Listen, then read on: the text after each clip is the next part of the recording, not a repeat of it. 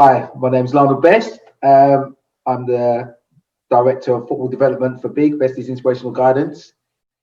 And we're here. I'm joined by a guest who I'll introduce you to in a minute to talk about the BiG Elite Football Development Program, which is a program that put together aimed at helping support those talented grassroots footballers to bridge the gap between where they are and academy football. So before I go any further, I want to introduce you to my co-presenter, Jack, who has had some experience of participating in the BiG Elite program. So would you like to say hello, Jack, and a little bit about your background in football, how long you've been playing, different levels, your experience with the BiG Elite Football Development Program?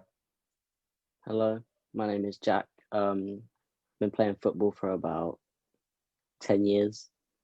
I met Lionel when I was in 10 and B under 10s or 11s. He picked me up because he thought I showed some key skills that could be used at academy level. And he brought me into his BiG Elite program. I was in that for about 3-4 years-ish. And yeah, it taught me a lot about the game and how it's meant to be played properly rather than at grassroots when it's bit all over the place. So Jack will be co-presenting certainly this first session, hopefully more, that we want to share some of the attributes of the program that we do deliver still outside in the flesh practically, but we have, because of COVID, been forced to do things online, but it's actually been a really good reason and a revelation to be able to deliver some of the aspects of the BiG Elite online, which is where I'm hoping the players that need that bridging of knowledge can get away from the physical element of kicking the ball around. So what is the BiG Elite Football Development Program? Why did it come into existence for myself? I've got a strong background in football. I've played semi-professional football for 14 years when I was younger. Went on to become a coach, and I've coached with some fantastic coaches, and had the opportunity to coach at Crystal Palace Academy. But together with my playing and my coaching experience, it did become quite clear to me, and especially remembering my own journey, that there is a little bit of a gap between the mental side of the football development from grassroots to the academy level.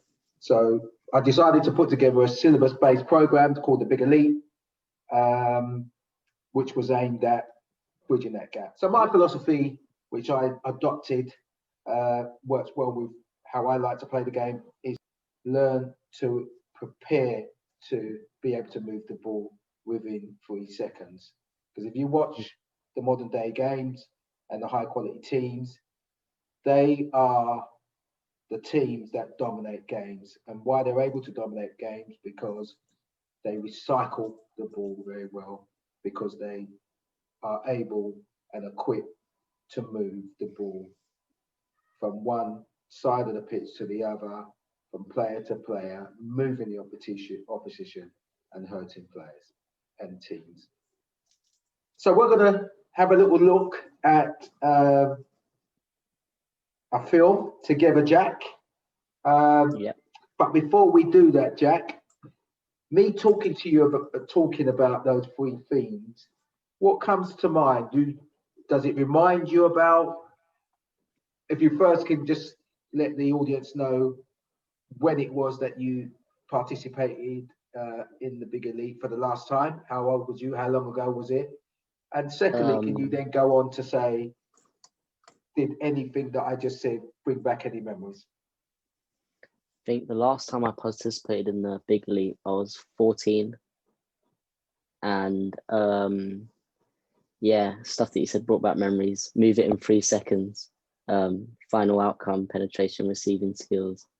And the I always forgot what the other one was. Making good initial decisions. Yeah, because I didn't make any. I think you did, Jack. I think you did. You could see things, which was good. I do remember a lot of it. How important was the concentration and the focus and coming with the right attitude Yeah, you could for the tell training like sessions?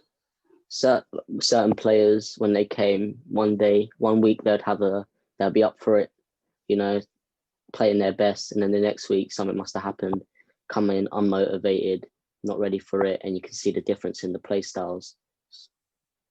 And I think for me, that was even as a player, if I was equipped and my mind was prepared and focused from the off, in training, just before I started training and just before I started games, I was going to have a good time.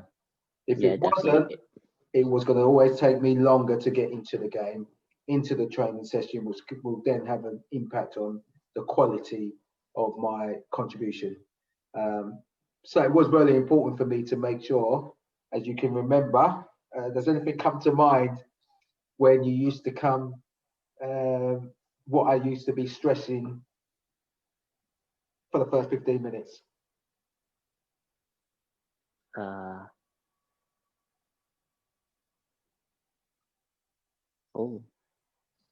Make sure you're properly warmed up and discipline yourself.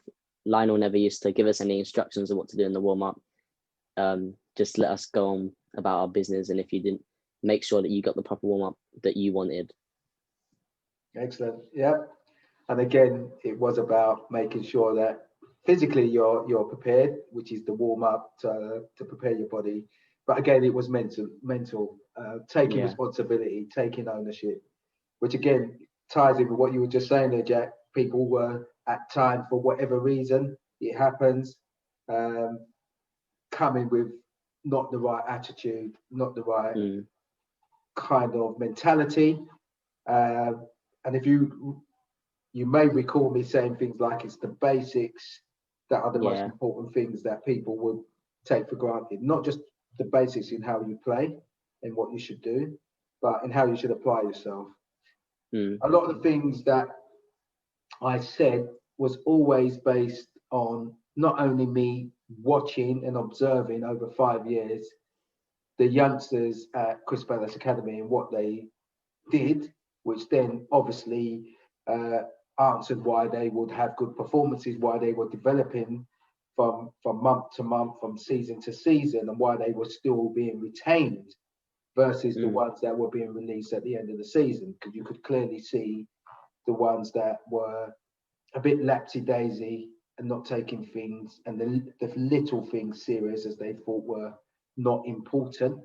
And it's really important for me to make sure that the bigger league is about changing habits and behaviours.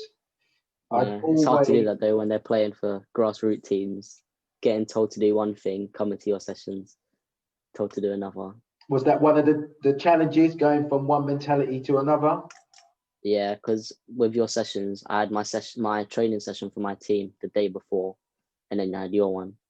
So I was going to my training sessions with everyone, just messing about, not doing a warm up, just kicking the ball in the goal, stuff like that. And then I was coming to your warm up, and then and then you have to be disciplined, get a structured warm up in to prepare yourself for what you're about to do.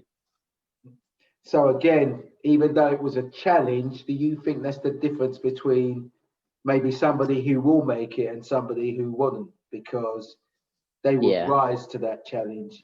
And that could be the only thing that's keeping players back, because every session, as they say in the academy world, to be a top player, you need to be having a certain amount of minutes per week, not only on the technical element, on the ball, doing different things, but certainly in the right environment, in the right space, developing the right attitudes.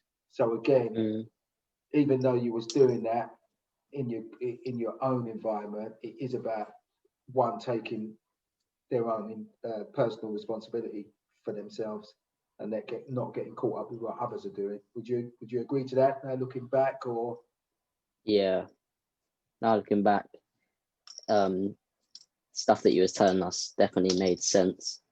and like it was always there to help us. I feel like people just didn't listen, didn't take it in, thought, oh, he's just saying it. Yeah. And again, it's easy to do, to take it for granted. But again, like what I tried to say to you guys, I'm a great believer that you never stop learning.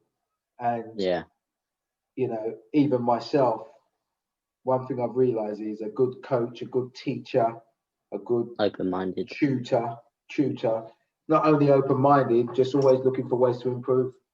You're never Yeah. there. You're never there. You're never at the final destination. You're never the finished article. You're always learning. And I think for myself, it's good actually listening to some of the things that you're saying, just so I can bear in mind as we go through and go into this next phase of the big elites, and just think of other ways. Because life's about problem solving, like what I used to say to you guys on the pitch, which I will say throughout the big elite and all my other football development activities. You're the ones who've got to go and problem solve on the pitch. We can only give you tools to embrace and consider for you then to do it. You're the ones who've got to go and play.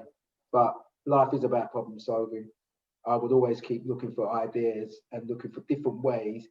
How can I get my message across to my audience? How best can I do that? Because I know it's not easy, and creating the right environment is aimed at doing that. Excellent. Just to let everybody know at home, the Big Elite Development Program is a 10 sessions program. It is based on 3 themes that we will tackle 3 different areas, 3 different types, good initial decisions. The second theme was receiving skills, and the third theme was final outcome and penetration. But Jab, what would happen on the 10th session? It would be, was it a game? We would either have a game or would have some form of assessment, assessing how you've got on, and hopefully that assessment will come by way of playing a showcase or being involved in a showcase game. If you remember, we'd either play against, we played against AFC Wimbledon once, didn't we? We played against, I'm trying to think, Millwall. Do you remember when we played against Millwall down at 10 and B? I think we beat them, didn't we? Done quite well. I think we beat them in one of the quarters. If you remember, we'd play 4 quarters. I think one of the quarters we beat them, and that was really good. But if we start off with Jack, some of the things that we covered in the making good initial decisions, some of the things, coaching learning points that we wanted to get out, that was involved in helping grassroots players become better at making good initial decisions. Can you remember any? Knowing, bit of awareness, checking your shoulders all the time, painting pictures, so knowing what you're going to do before you're doing it. Excellent. Just always trying to stay one step ahead. Excellent. Yeah. Would you say that was areas that you was good at, Jack? I think I was good at painting pictures. I often knew what I was going to do before I did it. And I do remember some of the sessions that you was engaged in. When you was on it, was Jack on it? There was no one better than Jack when you was painting pictures, when you came with that positive attitude and mentality, because again, it wasn't just about what you're doing and what you're trying to learn, whatever theme we're tackling. It was, are you up for it? Are you pumped up in a calm way? Yeah. Is your body language right? Are you focused? I could always tell by people that are going to go far or people that play high level football because their body language, just by what they do. They're always on their toes. They're always like a meerkat, as you said, like make a good initiative. Decision is all about scanning and checking shoulders and things, but good players are always doing that, regardless to where the ball is. Always know what's around them. So when they do get the ball, they can paint that picture and know exactly what they're going to do, whether they're going to take a touch or whatever. Excellent. So what about the next one? What kind of things come into mind, or do you remember about receiving skills? What kind of things did we cover? Good first touch, always receiving with an open body so you can see defenders and also where your players are. Again, trying to get the ball away in 3 seconds. That also comes within receiving skills. If you receive it well, then you can get the ball out pretty quickly. If your ball's stuck under your feet, you're probably going to get robbed. Yeah, that's about all I can remember. Quite good, Jack. Looks like you're ready to get back involved in football. A couple of extra things I'd mention just for the benefit of the audience at home. Again, movement, knowing where to move to receive. Yeah, I remember that. Double movements, Double from the cone, turn out, pass. Excellent. You remember, you're ready to get back involved, son. You should be playing football in the next couple of weeks. I'll be checking. And what about final outcome penetration? What kind of things did we cover with those in those sessions? I mean, some of it came under decision making, so like 1v2, 2v1 situations, maybe to pass or to take it on by yourself. Definitely finishing in the final third. If your finishing's not good, then you're not really going to score.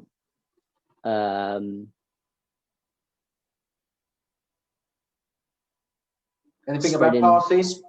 Oh, go on. What are you going to say there?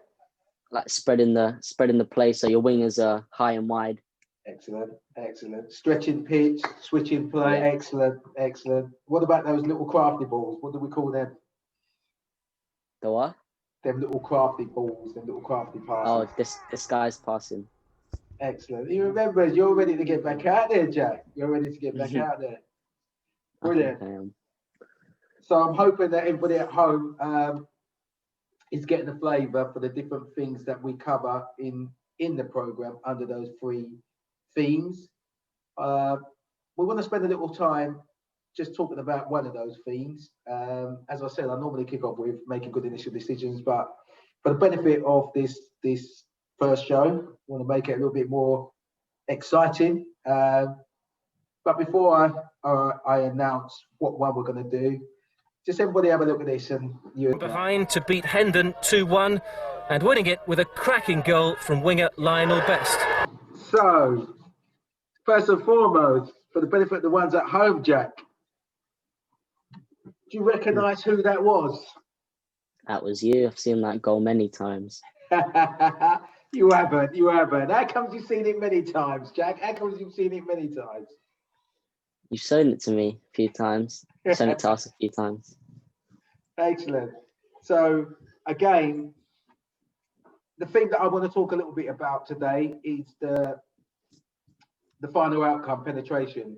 Because one of the things that we do in one of the 3 sessions under that theme is creativity. Because again, obviously, the whole purpose of that final third outcome penetration work is to make sure that we are penetrating through the opposition, hurting the opposition. Yeah. So what's the first thing do you think was going through my mind, and which anybody in that attacking position should be trying to do? Well, when you got possession of the ball, there was a player directly in front of you. Mm-hmm. So your initial thought should be trying to get around that player. What's the first thing you see me do, Jack? What do you think the first coaching point will be if you was coaching any young player? Attacking the defender with speed. Excellent. Try and catch him off guard. Excellent.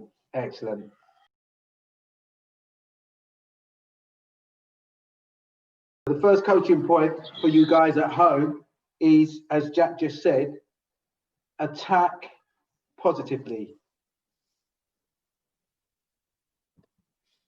So again, coaching point number 2, I would say, always be aware. So what's the last thing?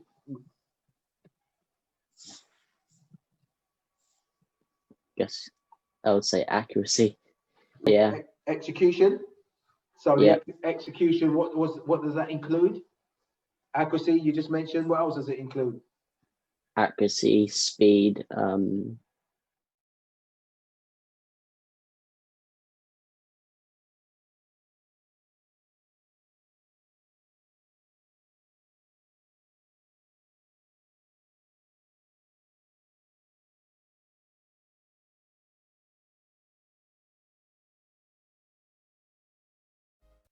The BiG Elite Football Development Programme. Don't just play football.